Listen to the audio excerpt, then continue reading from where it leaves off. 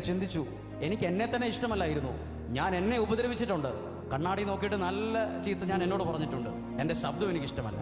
ഞാൻ അങ്ങനെ ചിന്തിച്ചൊരു കാലമുണ്ടായിരുന്നു. പക്ഷെ നിനക്ക് പോലും ഇഷ്ടമില്ലാത്ത നിന്നെയാണല്ലോ ദൈവം സ്നേഹിച്ചത്.